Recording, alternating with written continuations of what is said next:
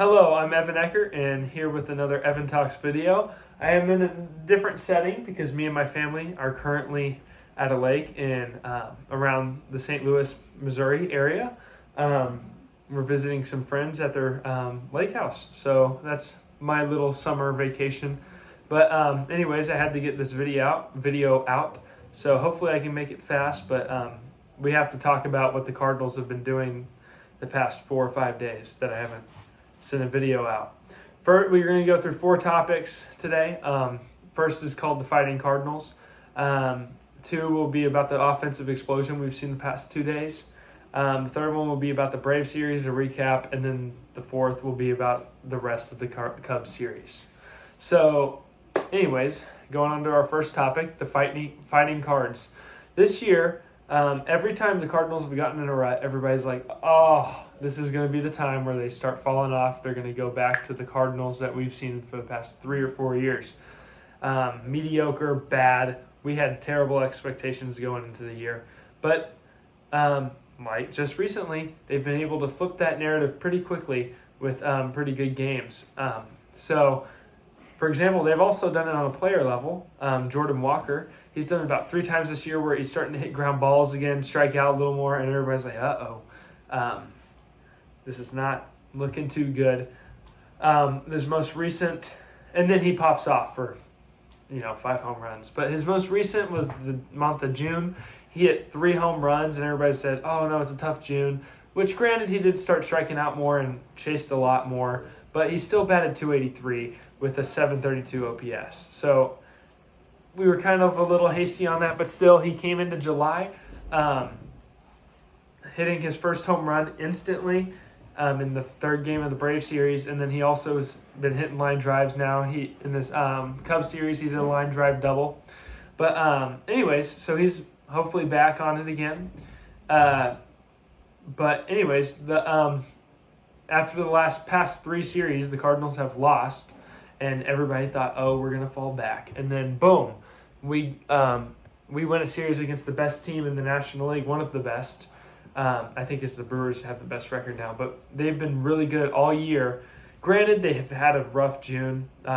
They can't keep players healthy, but still, taking care of that 3-game series against the Braves was huge for the Cardinals, and their boost of morale around the ball club was awesome, because then that ran into the Cubs series where they scored 17 runs in the first Cubs game, which was insane. That's the season high in runs, and 13 of those runs came with 2 outs in the innings. They also had a .500 average with RISP going into that Cubs game, going 7 for 14. This is after we were all nervous about this offense. The 1, 2, 3, 4 hitters were all kind of slumping at the same time, but they put on an absolute clinic the last game of the Braves series and the first game of this Cubs series. So going into the Braves series, the Braves topic, this Braves series defied all my expectations. If you go back and watch my last video, which it was pretty good, so you should, I said I doubt the Cardinals will win the series, and that this is going to be the beginning of the end for our season. That's what I was thinking. But here we are, and the Cardinals have won 4 of their last 5 games. Even Matthew Limator dominated in his first game. When I was really down on him going into that game, he went 5+ innings while only giving up 1 run for the win. He got the win. That first game, it raised him to a 4-5 record, while Riley O'Brien records another save for his 21st of the season. Both Nelson Velasquez on the offensive side and Nathan Church hit homers, with Nathan Church getting his first lefty-lefty bomb of his career off of Martin Perez for a 3-run shot, which gave us the boost that we needed. The second game, the Cardinals lost, so there's not much to say, but McGreevy, they lost 1-5. McGreevy, although the Cardinals lost, he pitched great. He gained another quality start while receiving no run support once again. He went 6 innings pitched, 3 hits, 2 earned runs, 1 walk, and 3 strikeouts. He has a 3.12 ERA on the season, which is awesome. I personally think he's the most underrated player on the team. because people have looked on his baseball. If you look on his baseball savant, it is blue. But he's just not that type of pitcher to strike out everybody and have a red baseball savant. He's not Jacob Mizorowski. He's not going to strike out the world. But he knows how to pitch. It looks like it because his expectations, everybody's expected him to fall off. But still, he still holds a low 3 ERA, which is insane. I think, and also he loses, his record is 3-7, which shows that the Cardinals don't really give him a lot of run support in the first place if he has the best ERA on the pitching staff, but still, that's why I don't like wins and losses. But anyways, that's another topic. But anyways, I think he should be talked about more, and he's a very interesting player, how he's able to be so good without all the big-time stuff nowadays. Anyways, the third game of the series was the biggest game and the game that we really want to talk about. The Cardinals went up strong in the first with the Jordan Walker 3-run bomb, which I was talking about. But in the bottom of the first inning, Dustin May went out there, loaded the bases instantly, struck out the next guy, gave up one run, and then Dominic Smith lined a ball off his ankle, and it flew right past Alec Burleson into right field and cleared the bases, gave the Braves the lead. They eventually went up 5-3 in that first inning, and it was just the morale was super low. Dustin May had to get taken out because of that ankle. He went 2/3 innings, but the bullpen finally stepped up. Justin Bruihl, it went Justin Bruihl, Ryan Fernandez, Graceffo, Romero, Soriano, and Svanson. All of them. And all of them combined gave up 3 hits while allowing no runs to score. Bruihl went 2 2/3 innings, quietly having a great second half of if you want to cut this half season into 2 halves, he has had a great second half of his first half. Going 2 2/3 innings, Ryan Fernandez 1 2/3 innings, Graceffo 1 inning, Romero 1 inning, Soriano 1 inning, and Svanson closing it with 1 inning. Back to Bruihl for a second. He has been good, but he also has a high batting average against, so that's something to look at. He gives up a lot of hits, but somehow has been really good recently.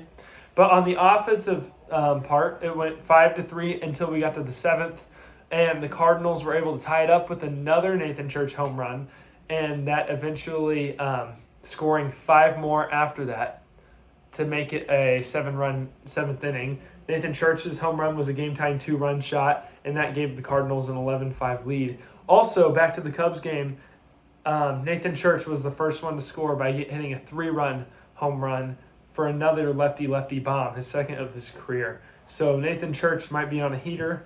Watch out for him. But yeah, so Cardinals won 11-5, and then instantly went to the Cubs game, scored 17 runs, 17-1. Great game. And Palante pitched great, even though he couldn't really find the zone, so he couldn't go deeper, but he went 5 1/3 inning, no runs. Great job by him. 5 2/3, I'm sorry.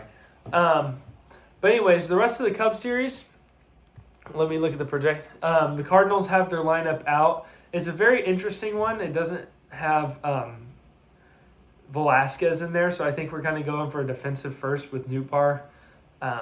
But so because it is a lefty it's Imanaga against Leahy, and then tomorrow will be Matthew Liberatore against Javier Assad.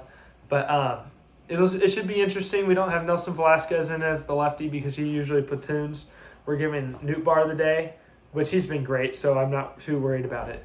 But very interesting to see Velasquez getting a start. I think Pages not getting a start. Pages will get the start at catcher, and I don't really have the lineup in front of me, but it looks like we're going with the normal everyday lineup. So it should be interesting to see. It's exciting. I think the Cardinals, you know what? Let's sweep the series against the Cubs at home. Will it happen? Probably not. But if Shota Imanaga hasn't been the best, and the Cardinals, I think, gave him a lot of damage his first game he pitched against us. So I think we know Shota Imanaga really well. I think we'll bust out the bats and hit him well. Leahy hopefully will have another good start. And then hopefully Liberatore is able to build on his last start and go against Javier Assad. I know our AAA team faced Javier Assad and they kind of put a big number on him. So hopefully the MLB club can do it too. So anyways, after this series, this July 4th weekend series with the Cubs, we'll have to go to the Brewers and play 4 or 5 games in 4 days, I believe. So, but anyways, thank you for watching this video. Again, sorry for the different aesthetic. My family is out of town, but I had to make this video to get to give you, because it was a great weekend or great end of the week for the Cardinals. So anyways, I hope you have a great 4th of July and keep on watching Cardinals baseball. Thank you for watching. Bye-bye.